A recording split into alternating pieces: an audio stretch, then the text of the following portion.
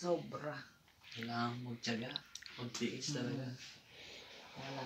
Hindi nyo pa narinig yung, hindi nyo pa nabasa yung salitang kumusta sa message. Mahirap yung kumusta na yon. Mahirap.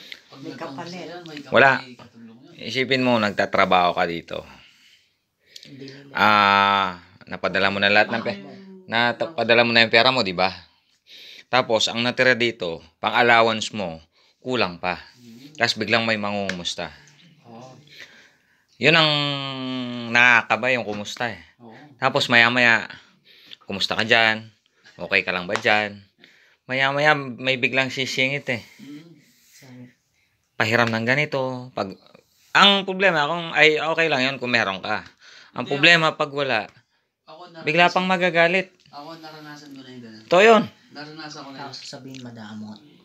Then naranasan ko na yun. Hindi na mahirap. Yung nanghiram ako sa kaibigan ko nga sa abroad. Na hindi ako napahiram.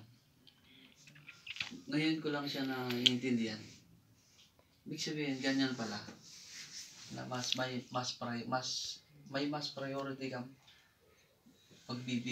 paglalaan. Priority mo yung pamilya mo, pero mas priority mo yung sarili mo dito dahil sarili mo yung puhunan mo dito. Kapag nakasakit ka, Kaya wala. pag kung nagtipid ka dito, Naiintindihan din yung pamangkin ko.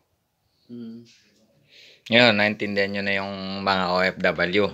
Dahil isa na kayo doon. Naranasan na namin. Saan kasi, 6 years, nakapag-abroad na ako. Okay na yun. Alam ko na yun. Sa inyo, first time, alam nyo na ngayon. Diba?